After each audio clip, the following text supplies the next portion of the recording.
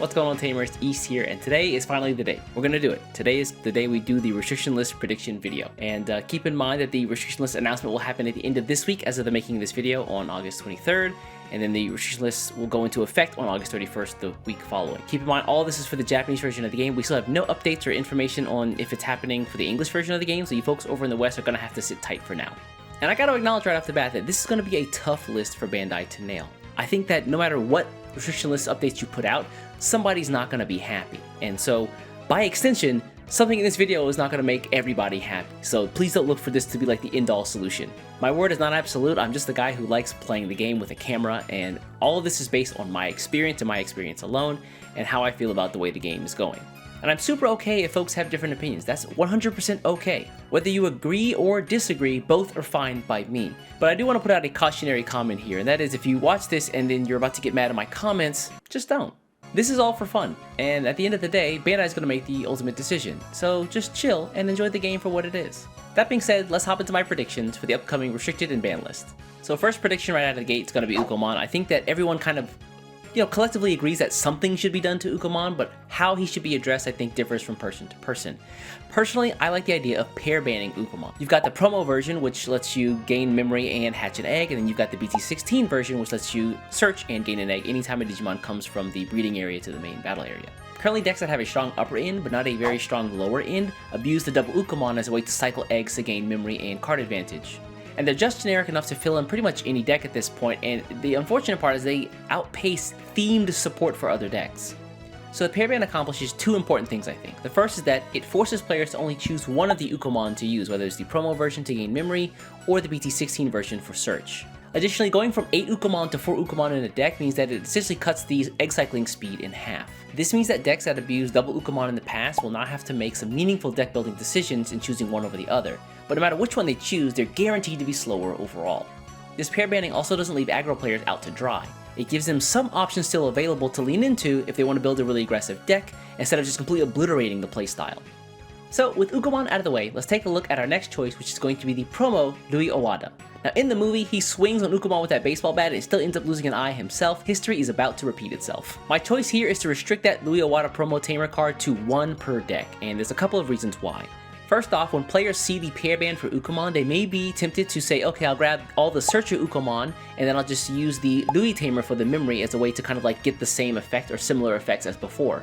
So my fear here is that if you hit the decks that abused double Ukamon in the past, then players might just run to, really aggressive decks that don't use Ukamon like Gabubon, and I don't want that to become problematic. And I think that hitting Louis to 1 maybe solves that problem. Also, Louis was the kind of card that when paired with Ukamon, just became even stronger, allowing for more successive hits and more memory gain after every single one you play.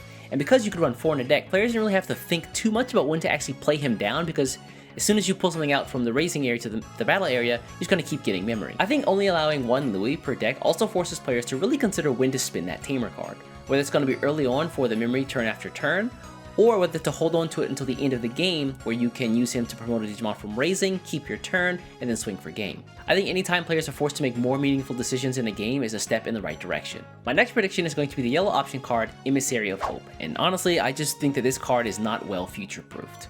I think Yellow's inherent ability to use their security as a second hand and their ability to manipulate that security is really strong.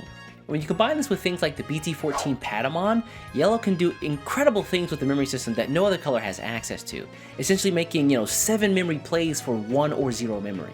Another thing to consider here is that with the pair ban of Ukamon, the game will slow down to some degree, and I don't want decks like Armor Vaccine to just take over and become an unstoppable force. And in order to make sure the game doesn't sway too far toward the control-centric meta, I think that by touching Emissary of Hope, you strike a really good game balance. And like the Louis tamer before it, only allowing 1 Emissary of Hope forces the player to carefully consider when to spin that card, whether it's going to be early on to gain an advantage over the opponent as far as tempo is concerned, or to hold on to it for a rainy day if your board gets wiped out and you need to rebuild quickly. My next choice is also going to be a yellow option card, but this time it's going to be Awakening of the Golden Knight. So as per its own card text, Magnon X Antibody has a way to evolve from a level 4 into a level 6 directly, albeit at a considerable cost, which honestly I think is fair. Awakening of the Golden Knight allows you to do the same thing, but for even less memory, potentially allowing them to keep their turn and putting incredible amounts of pressure on the defending player early on. Limiting this card to 1 gives those decks some burst power while not making it too abundant. So limiting this in conjunction with Emissary of Hope to 1 still gives players the choice to either go with the Vmon base or the Vaccine Armor base with reasonable trade-offs no matter what you choose, while also not obliterating one or the other deck as of competitive choices. So if you think I'm being a bit biased against yellow today, I wouldn't actually hold it against you, and that's because my next choice is also going to be a yellow level 5 Magnon X Antibody. Now, Numan has been a really strong deck in the game for a long time, being able to outpace decks in speed and removal, even those released after it. Cards like Numan X Antibody and Magnon X Antibody seem like the most problematic because they boost what the deck is good at by huge margins. And the fact that both of these cards are 0 evolves off of their regular forms means that they can stack inheritance effects and gain additional card draw at the same time. So you're probably wondering, well, why did you choose Magnon X Antibody over the Numan X? And that's because I feel like when you remove Magnon X Antibody from the deck's equation, suddenly their only options for removal, or decent options for removal, come in the form of risky ace cards. And I don't mind giving the deck removal, albeit at the cost of an overflow penalty if that Digimon is removed itself. And I do feel that the deck should still be good at something, and with Numan X still in the equation, they can still be really aggressive on board. This theoretically means that the deck gets checked by high removal decks like Gallantmon or Omnimon Ace. I feel like these changes weaken the deck enough that it will force players to take higher risks to stay competitive, and then as a byproduct, the inevitable flow of power creep will lay it to rest naturally. And so my final choice for the upcoming restriction list is going to be the BT11 Mirage Ganon. I think as of the making of this video, he's been around as a generically good card for, I think, what, 11 sets at this point? And while it's cool a card has seen use this long, Blue already has a lot of great tools under their belt when you take a look at things like Magnomon, the Vmon base, obviously, things like Imperial Dramon, Ancient Garurumon, and Hexablaumon. So honestly, the loss of this one card wouldn't be a huge hit and would force Blue to actually move forward into the current environment outside of just Mirage Ganon. This choice is also just really good for Bandai's bottom line. Forcing players to explore more current sets and more current card choices means that they inevitably have to buy more cards. And so while Mirage Ganon has lived a good life, I think at this point it's okay for him to lay down and just rest. So now that I've talked about all the cards I think should be restricted, now let's go over the cards that I didn't talk about on that list that you might have been expecting. The first one is going to be the combination of Mother D Reaper and the EX7 Shoto Kazama Tamer. I think a lot of folks had a knee-jerk reaction to this combination because on paper it just seems wild. Can't be hurt by effects, 15k wall, what do I do? But honestly, I think this combination is fine. I think the game has evolved to the point where a 15k Digimon that can't become offensive, and has no sources, is reliant on a tamer resting to give it some utility, and otherwise just kind of sits on the field as a lump, is okay. And there are also plenty of ways to scale it right now. You've got things like Ice Clad, where it can battle with sources, and because it only has one, it always dies. DP plus, like you can just swing over this if you're red. Raid is really useful. Things like Alliance help you get over the 15k wall. Wide boards, you can just go around it, right? They can only block one time. Tamer Destruction is great. Also, if you can freeze them, Collision targets the player, so you have to block with it. And if you have a bigger Digimon with the collision, then it just gets yeeted. With all that and more, it feels like decks just have so many options right now. And also, it provides a really simple strategy to very aggressive decks, or otherwise oppressive decks like Vaccine Armor or Imperial Dramon.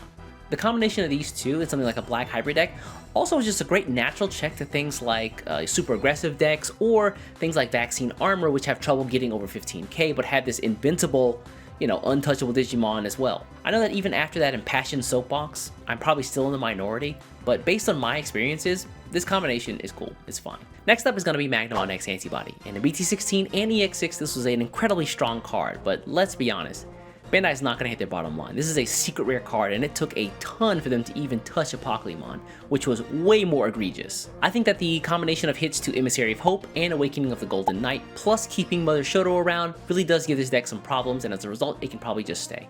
And finally, let's talk about the giant blue wolf in the room. Nope, not you, Mirage Ganon, the other one. Yes, Ancient Garurumon.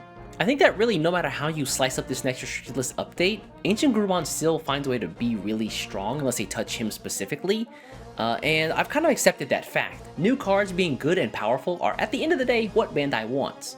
I do have some creeping fears in the back of my head that keeps me up at night about how strong this deck will become, and so honestly, if I had to amend my list at all, I think I'd probably hit something like the BT7 Koji and restrict it to 1 per deck, just because them also gaining the ability to bypass blockers is kind of bonkers.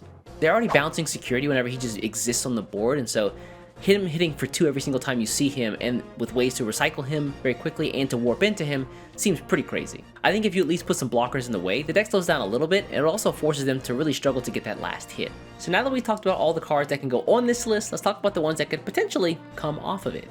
I mean, there is a world where Bandai does actually take some of the cards off the restricted list, but after looking at that list one more time, I thought maybe everything on there is okay. I mean, if you put a gun to my head, I might say Greymon X Antibody, but honestly, that decision is coming mostly from my heart rather than my head because I'm just a fan of Greymon decks. Greymon card game, we will rise up again, by the way. But yeah, I honestly am okay with nothing on the list coming off at this point.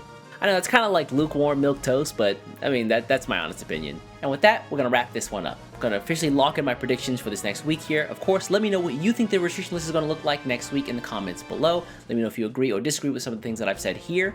And of course, keep it civil. One more cautionary warning here. If you're going to get mad down there, just don't. I think no matter what Bandai decides, you're still going to see me here in 2 weeks playing and enjoying the game. I mean, it's something new and fresh to experience anyway. So, hope to see you there as well. Anyways, I'm going to get out of here. Before you get out of here, do me a favor, hit the subscribe button, and I'll catch you in the next one. Take care.